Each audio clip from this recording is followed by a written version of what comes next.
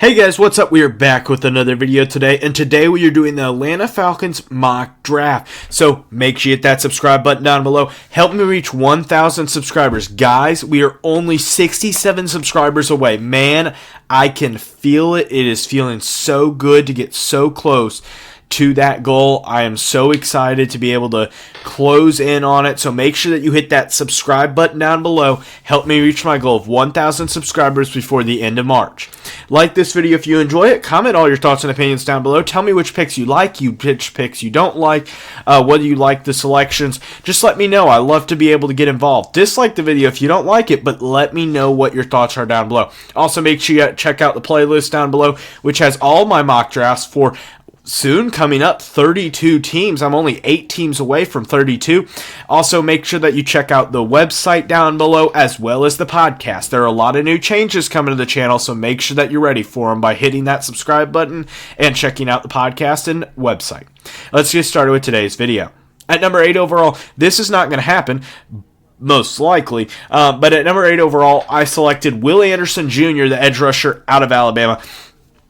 Part of the reason why I did it is because, well, at that point you had 2 more edge rushers gone in Tyree Wilson as well as Myles Murphy. So it's kind of like, okay, one of those 2 players is going to be there, and Will Anderson will not, so you can trade it out, but that's just how the mock draft fell. And understand this is an NFL that has crazy things happen in it every single draft. People fall for absolutely no reason. Jalen Carter could fall all the way to like 20 or something if these problems are as significant as some people think they are legally. So I think that can definitely be an issue depending on how you're looking at it. But either way, Atlanta needs an edge rusher. They need some edge rushing help. Let me say that some free agency moves have been made for Atlanta, some have not. As I'm filming this video, just so you know, it is March 14th at 7 o'clock. So some moves will still continue to be made. And if they are, I'm sorry, we'll update the video. But Will Anderson is the player that I'm going to select because edge rushing help is a big need for the Falcons. And, well, Will Anderson was the best player available at that time. At number 5, 45 overall, I have the Falcons selecting Tyrique Stevenson, the cornerback out of Miami. I think that you guys really need a guy to pair with A.J. Terrell. Tyrique Stevenson gives a good burst of physicality out on the edge, but also gives a lengthy corner that can also go down the sidelines. His speed isn't the best in the world, but it also is also isn't the worst. He's a guy that has some valuable characteristics as a outside corner. But to be honest, this is me. I think he can play outside, but I think he fits best on the inside due to his characteristics of being a strong inside physical guy. I think that he can fit both. So really, I think it's whichever one you need. I think Atlanta could use either, so it's up to you where you want to play him, but you're getting a really good cornerback here. Then you are adding at number 76, Keanu Benton, the defensive lineman / defensive tackle out of Wisconsin. I know that the Falcons just signed another defensive tackle and the Saints guy. I'm going to butcher that name, so I'm not even going to try it. I'm sorry.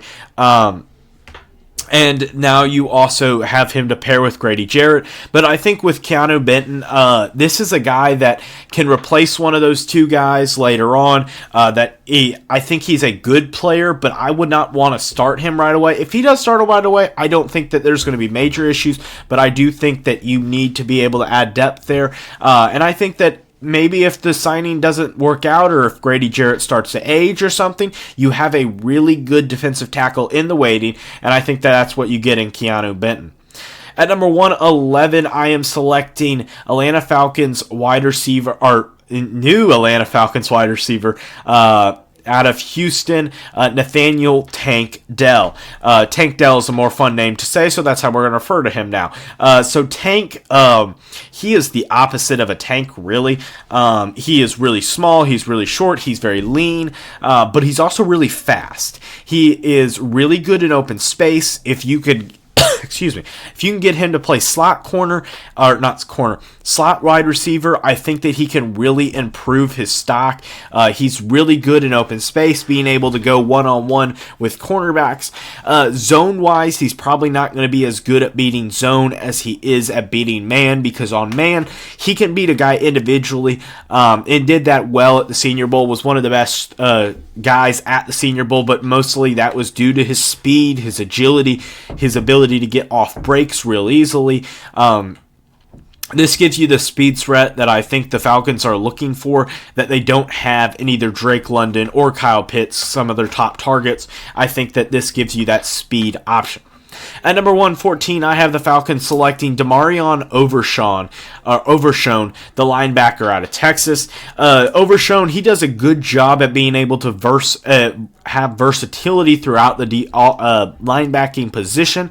I think that the Falcons are able to use him both as a linebacker that can play in coverage and that can rush the passer. I think that Overshown thrives in the ability to cover tight ends in particular, and I think that that's important in a division like the NFC South. Not as much as usual, like it would have been with like a Jimmy Graham or a Greg Olsen or a Rob Gronkowski, but I think that you still need a guy that can cover tight ends whenever you play teams like, I don't know, the Chiefs, and they have Travis Kelce or stuff. I think that that's important to note. I think Overshown does a good job at that.